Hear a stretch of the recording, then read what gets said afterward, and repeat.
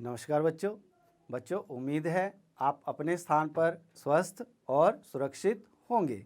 बच्चों, आज हम कक्षा 6 का अध्याय का नाम है अशोक, एक अनोखा सम्राट जिसने युद्ध का त्याग किया।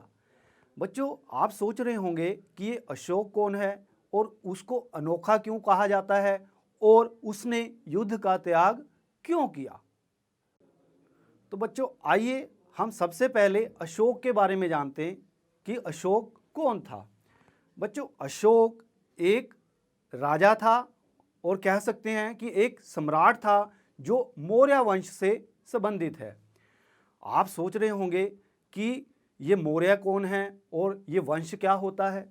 बच्चों, आपने पिछले अध्यायों में देखा कि किस प्रकार जो पहले जनपद थे बाद में महाजनपद बन गए, अर्थात उनका जो क्षेत्र था बहुत ज़्यादा बड़ा होता चला गया।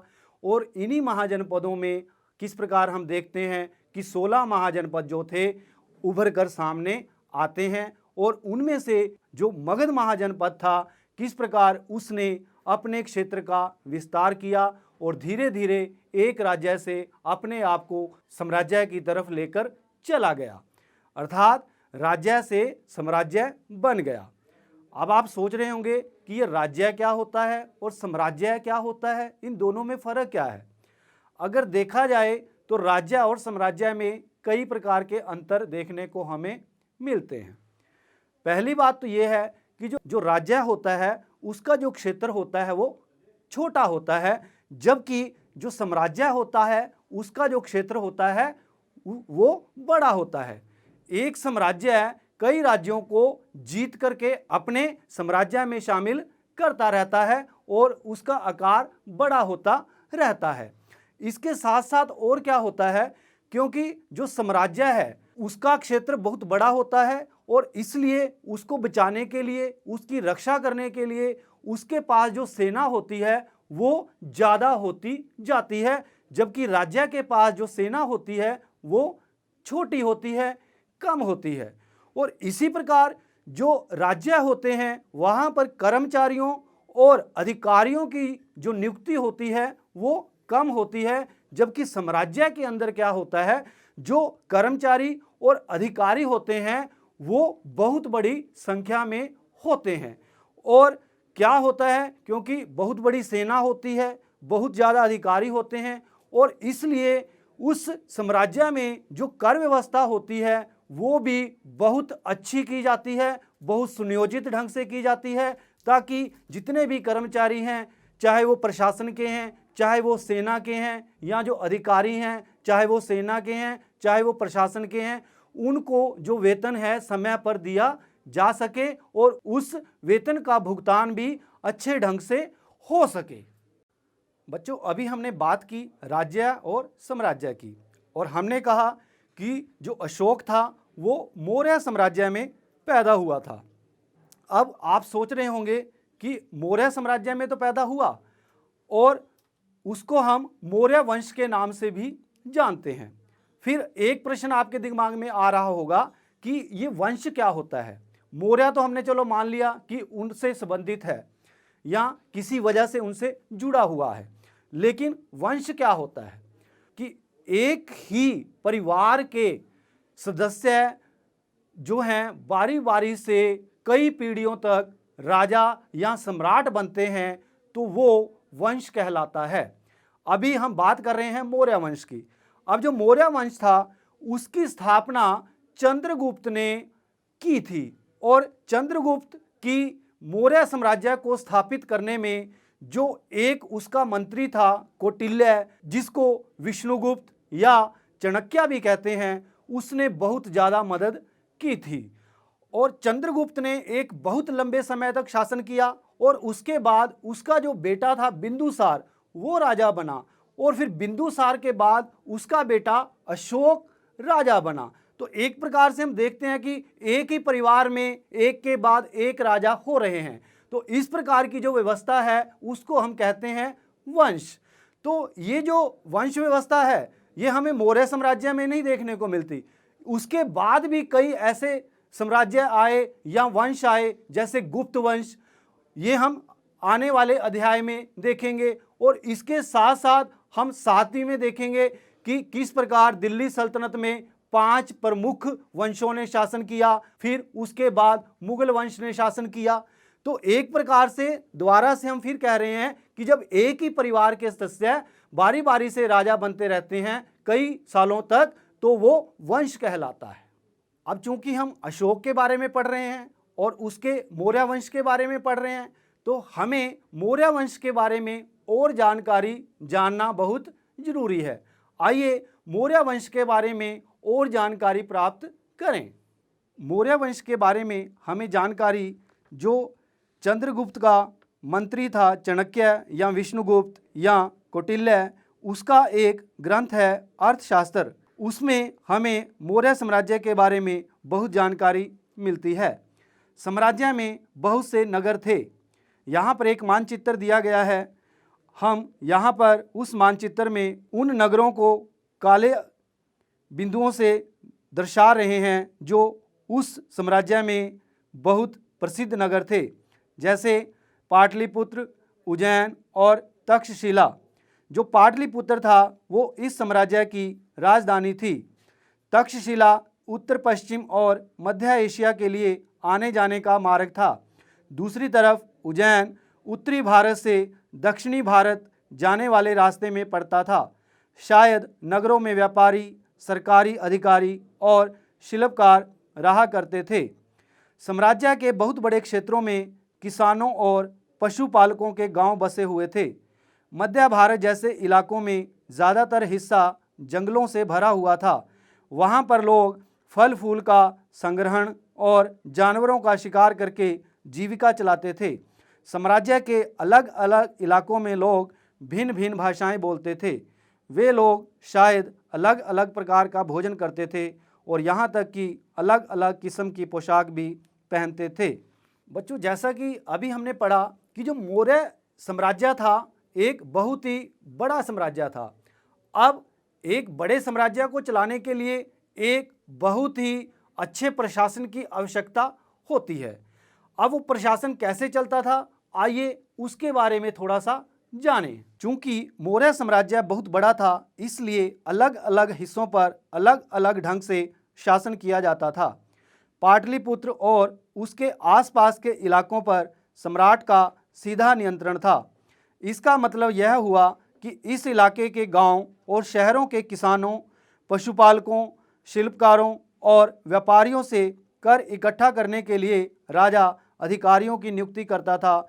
जो राजा के आदेशों का उल्लंघन करते थे, अधिकारी उनको सजा भी देते थे। इनमें से कई अधिकारियों को वेतन भी दिया जाता था। संदेशवाहक एक जगह से दूसरी जगह घूमते रहते थे और राजा के जासूस अधिकारियों के कार्यकलाप पर नजर रखते थे। इन सब के ऊपर सम्राट था, जो राज परिवार एवं वरिष्ठ मंत्रियों की सहायता से सब पर नियंत्रण रखता था। अब बच्चों, जैसा कि हमने कहा कि मौर्य साम्राज्य बहुत बड़ा था और उसकी जो राजधानी थी पाटलिपुत्र, पाटलिपुत्र से वहाँ से रह कर के पूरे साम्राज्य की देखरेख नहीं की जा सकती थी। जैसा कि आप जानते हैं कि भारत में क्या है, भारत का अगर देखा जाए जो शासन है वो दिल्ली से होता है, लेकिन क्या है कि दिल्ली से अच्छे ढंग से शासन हो सके इसके लिए क्या किया गया, भारत को राज्यों में बांटा गया है। और राज्यों में किस प्रकार आप देखते हैं कि मुख्यमंत्री और जो राज्यपाल हैं उनकी मदद से वहाँ पर शासन किया जाता है।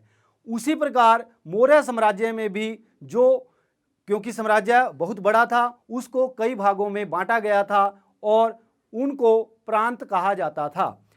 अब क्या होता था कि इन प्रांतों को संभालने के लिए या प्रांतों को देखने के लिए जो राजकुमार होते थे उनकी नियुक्ति की जाती थी राज्यपाल के रूप में, क्योंकि अगर वो पारिवारिक सदस्य होंगे तो वो अच्छी तरह से ज़्यादा जानकारी प्राप्त कर सकेंगे और अच्छा नियंत्रण भी रख सकते थे, इसलिए उनकी नियुक्ति की गई थी। जैसे यहाँ पर जो प्रांत थे, जैसे हमने पहले बात की थी कि जो तक्षशिला है या फिर जो उज्जैन है, उनकी राजधानियों से वहाँ पर बैठ कर के शासन व्यवस्था की जाती थी प्रांतों की, और सारी की सारी जो प्रांतों की सूचना थी वो जो केंद्रीय राजधानी पाटलिपुत्र थी वहां तक पहुंचा दी जाती थी। प्रादेशिक केंद्रों के बीच विस्तृत क्षेत्र थे।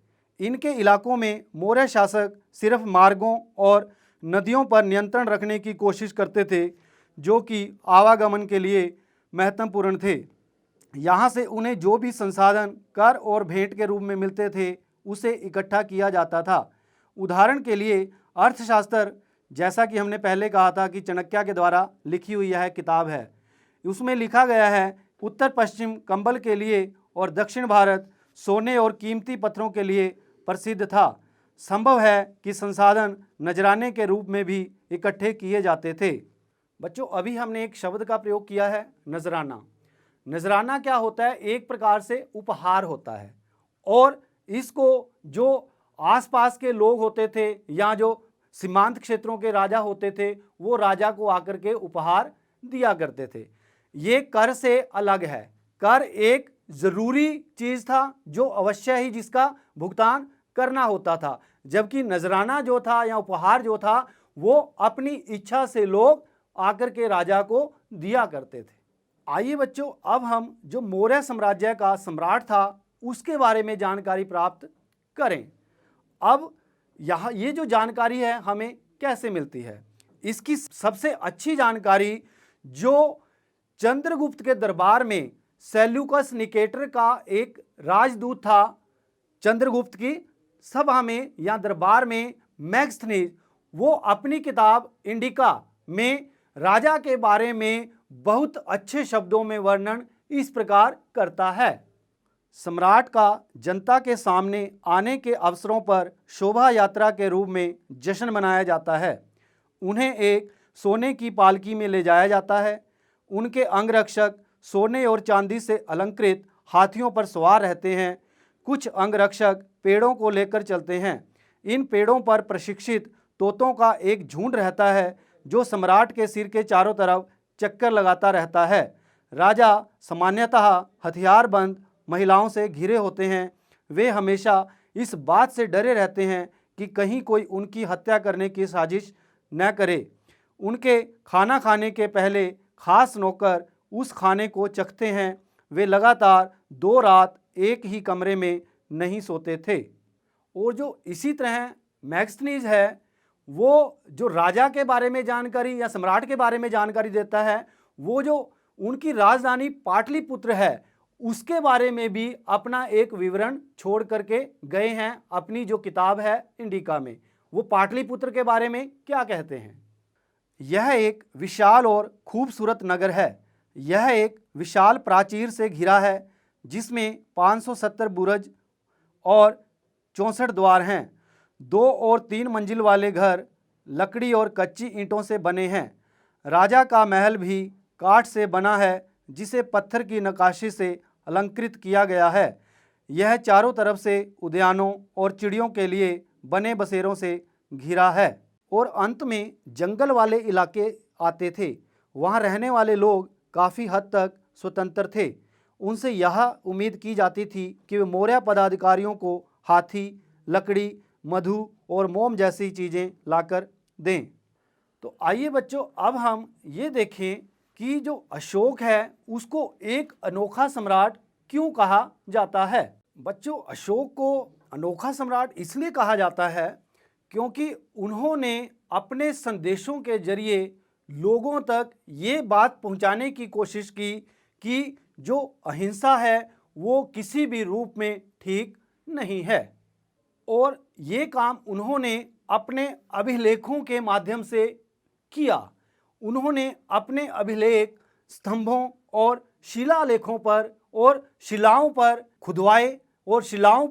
खुदवाए ताकि जहाँ भी लोग उनको देखें उसको पढ़ सकें और अपने दिमाग में उसको आत्मसात कर सकें। अभी हम बात कर रहे हैं कि अशोक जो है लोगों तक ये संदेश पहुंचाना चाहता था कि लोग अहिंसक बने, अर्थात हिंसावादी प्रवृत्ति को छोड़ें। आखिर वो ऐसा क्यों करना चाहता था? क्या उसके साथ कुछ हुआ था? कोई ऐसी घटना घटी थी जिसकी वजह से वो ये काम करने को आतुर हो गया था? बिल्कुल बच्चों, हम यहाँ पर बात करने जा रहे हैं अशोक के द्वारा लड़े गए एक युद्ध की। क्या हुआ था, अशोक के राजा बनने के 8 वर्ष बाद उसने कलिंग के साथ अपना एक युद्ध लड़ा। अभी तक क्या था कि अशोक का साम्राज्य या मौर्य साम्राज्य बहुत बड़ा हो चुका था, लेकिन जो कलिंग वाला हिस्सा, जो आधुनिक उड़ीसा है जिसको हम कहते हैं, वो अभी भी मौर्य साम्राज्य से बाहर था। और अशोक से पहले उसके पिता बिंदुसार ने भी उसको जीतने की कोशिश की थी, लेकिन सफल नहीं हो पाए थे। और इसीलिए अशोक चाहता था कि ये जो कलिंग है वो भी मौर्य साम्राज्य में शामिल हो जाए। और उसको जीतने के लिए कई दिनों तक युद्ध चला, जिसमें दोनों ही सेनाओं के, कलिंग की भी सेना और अशोक की सेना के भी लाखों जो सैनिक थे मारे गए और घायल हुए। और युद्ध भूमि में बाद में जब अशोक उस दृश्य को देखते हैं जिसमें बहुत से लोग क्या हैं, मरे पड़े हैं, और उनकी जो बीवियां हैं वहां पर बिलख रही हैं, क्रंदन कर रही हैं, और जो बच्चे हैं रो रहे हैं, और चारों तरफ क्या है कि लाशों का अंबार लगा हुआ है।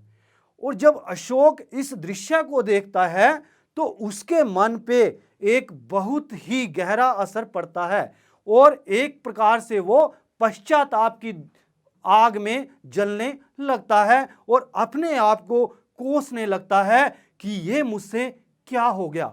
एक भूमि के टुकड़े को प्राप्त करने के लिए मैंने इतने लाखों लोगों का खून बहा दिया। ओह, ये तो एक बहुत बड़ा पाप हो गया, मैं इससे कैसे मुक्ति पाऊं। वो एक प्रकार से अपनी इस मुक्ति का मार्ग सोचने लगा, और उसको लगा कि ये जो काम हुआ है हिंसा वाला, इसको रोकने का सबसे अच्छा उपाय ये है कि मैं कुछ ऐसे संदेश लिखूं और लोगों तक पहुंचाऊं जो किसी भी तरह की हिंसा को दूर करें और विषम में और हर जगह पर शांति स्थापित करने की दिशा में एक बहुत बड़ा कदम उठाएं। और ये जो संदेश थे उसने ऐसे ही नहीं लिखे थे। उसने क्या किया था, अपना एक धर्म चलाया था। वो बौद्ध धर्म से भी प्रभावित था, और जो कलिंग वाली घटना घटी थी उसका भी उसके मन पर आक्रोश था। और बौद्ध धर्म से प्रभावित होना और कलिंग घटना से जुड़े होने की वजह से उसने अपना एक, कह सकते हैं, एक धर्म चलाया, जो हम कह सकते हैं एक प्रकार से धर्म था। और उस समय जो प्राकृत भाषा थी उसमें उसको धर्म कहा जाता था। अब उसमें वो क्या कहता है कि किस प्रकार जो लोग हैं, ये अगर जो धर्म में दी गई चीजें हैं उनका पालन करें तो विश्व में और उनके साम्राज्य में शांति हो सकती है और लोग हिंसा से दूर रह सकते हैं। आइए अशोक के धर्म की कुछ बातें हम जानें। अशोक के धर्म में किसी देवता की पूजा अथवा किसी कर्मकांड की आवश्यकता नहीं थी। उन्हें लगता था कि जैसे पिता अपने बच्चों को अच्छे व्यवहार की शिक्षा देते हैं, वैसे ही यह उनका कर्तव्य था कि वे अपनी प्रजा को निर्देश दें। वे बुद्ध के उपदेशों से भी प्रेरित हुए। ऐसी कई समस्याएं थी जिनके लिए उनमें संवेदना थी। उनके साम्राज्य में अलग अलग धर्मों को मानने वाले लोग थे और इससे कई बार टकराव पैदा हो जाता था। जानवरों की बलि चढ़ाई जाती थी, दासों और नौकरों के साथ क्रूर व्यवहार किया जाता था। इसके अलावा परिवार में पड़ोसियों के बीच भी झगड़े होते रहते थे। अशोक ने यह महसूस किया कि इन समस्याओं का निदान उसका कर्तव्य है, इसलिए उसने धम्म महामात नाम के अधिकारियों की नियुक्ति की, जो जगह जगह जाकर धम्म की शिक्षा देते थे। इसके अतिरिक्त अशोक ने अपने संदेश कई शिलाओं पर और स्तंभों पर खुदवा दिए। अधिकारियों को यह निर्देश दिया कि वे राजा के संदेश को उन लोगों को पढ़कर सुनाएं जो खुद पढ़ नहीं सकते थे। अब आप सोच रहे होंगे कि अशोक ने उन स्तंभों या शिलालेखों पर क्या जो संदेश थे वो खुदवाए। आइए उसको भी थोड़ा सा जानें। मालिकों को अपने नौकरों के साथ अच्छा व्यवहार करना चाहिए, बड़ों का आदर करना चाहिए, छोटों को प्यार करना चाहिए, सभी जीवों पर दया करनी चाहिए, हर किसी को एक दूसरे के धर्म का आदर करना चाहिए, ब्राह्मणों तथा श्रमणों को दान देना चाहिए। भारत के प्रथम प्रधानमंत्री पंडित जवाहरलाल नेहरू ने लिखा है, उनके धर्म आदेश आज भी हमसे एक ऐसी भाषा में बात करते हैं जिन्हें हम समझ सकते हैं और जिनसे हम बहुत कुछ सीख सकते हैं। और बच्चों, आपकी किताब में यहाँ पर एक चीन की दीवार का वर्णन किया गया है, आइए उसके बारे में भी थोड़ा सा जानें। मौर्य साम्राज्य के उभरने से थोड़ा पहले, लगभग 2400 वर्ष पहले, चीन में सम्राटों ने चीन की दीवार का निर्माण शुरू किया। इसे बनाने का उद्देश्य उत्तरी सीमा की पशुपालक लोगों से रक्षा करना था। अगले 2000 वर्षों तक इस दीवार का निर्माण कार्य चलता रहा क्योंकि साम्राज्य की सीमाएं बदलती रही। यह दीवार लगभग 6400 किलोमीटर लंबी है तथा पत्थर और ईंट से बनी है। इसकी ऊपरी सतह सड़क जैसी चौड़ी है। इस दीवार को बनाने के लिए हजारों लोगों को काम करना पड़ा। हर 100-200 मीटर की दूरी पर इस पर निगरानी के लिए बुर्ज बने हुए हैं। तो बच्चों, इस प्रकार हमने अशोक, उसका जो साम्राज्य है, उसका जो वंश है मौर्य वंश, उसके बारे में पढ़ा। किस प्रकार हमने ये भी देखा कि वंश क्या होता है, राज्य और साम्राज्य कैसे भिन्न हैं और कैसे किस प्रकार हमने जो मैग्स्थनीज ने वर्णन किया है राजा का और पाटलिपुत्र का, और किस प्रकार जो अशोक का धर्म था उसके बारे में हमने पढ़ा। उम्मीद है आपको अच्छी तरह से समझ आ गया होगा। फिर भी आइए हम कुछ प्रश्नों के माध्यम से जानने का प्रयास करेंगे कि आपको कितना समझ आया। पहले हम बहुविकल्पी प्रश्न करेंगे। प्रश्न 1, मौर्य साम्राज्य की स्थापना निम्न में से किसने की थी? अशोक, बिंदुसार, चंद्रगुप्त, कौटिल्य। बिल्कुल सही, मौर्य साम्राज्य की स्थापना चंद्रगुप्त ने की थी। प्रश्न 2, मौर्य साम्राज्य की राजधानी क्या थी? विकल्प हैं पाटलिपुत्र, उज्जैन, तक्षशिला, सारनाथ। बिल्कुल सही, पाटलिपुत्र मौर्य साम्राज्य की राजधानी थी। प्रश्न 3, मैग्स्थनीज कौन था? एक राजा, एक यात्री, एक राजदूत, एक व्यापारी। बिल्कुल सही, मैग्स्थनीज एक राजदूत था। प्रश्न 4, अर्थशास्त्र पुस्तक के लेखक कौन हैं? विकल्प हैं चंद्रगुप्त, अशोक, मैग्स्थनीज, कौटिल्य। बिल्कुल सही, कौटिल्य अर्थशास्त्र पुस्तक के लेखक हैं।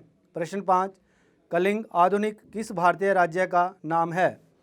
तमिलनाडु, कर्नाटक, उड़ीसा, केरल। बिल्कुल सही, कलिंग जो है वो प्राचीन काल में उड़ीसा कहलाता था। अब हम लघुतरात्मक प्रश्न करेंगे। प्रश्न 1, कलिंग के युद्ध का अशोक के मन पर क्या प्रभाव पड़ा? उत्तर, अशोक ने कलिंग को जीतने के लिए एक युद्ध लड़ा, लेकिन युद्ध भूमि में हिंसा और खून खराबा देखकर उन्हें युद्ध से वितृष्णा हो गई। तब उन्होंने निर्णय लिया कि वह भविष्य में कभी युद्ध नहीं करेंगे। प्रश्न 2, सम्राट अशोक ने धम्म के संदेशों को दूर दूर तक पहुंचाने के लिए क्या किया? उत्तर, उसने धम्म महामात नाम के अधिकारियों की नियुक्ति की जो जगह जगह जाकर धम्म की शिक्षा देते थे। अपने संदेशों को कई स्थानों पर शिलाओं और स्तंभों पर खुदवाया ताकि लोग उनको पढ़ सकें। अब हम एक निबंधात्मक प्रश्न करेंगे। प्रश्न, अशोक के धम्म की कुछ बातों या संदेशों को लिखें। उत्तर, मालिकों को अपने नौकरों के साथ अच्छा व्यवहार करना चाहिए, बड़ों का आदर करना चाहिए, छोटों को प्यार करना चाहिए, सभी जीवों पर दया करनी चाहिए, हर किसी को एक दूसरे के धर्म का आदर करना चाहिए, ब्राह्मणों तथा श्रमणों को दान देना चाहिए। तो बच्चों, इसी के साथ हमारा ये अध्याय समाप्त होता है। उम्मीद है आपको समझ आ गया होगा। धन्यवाद।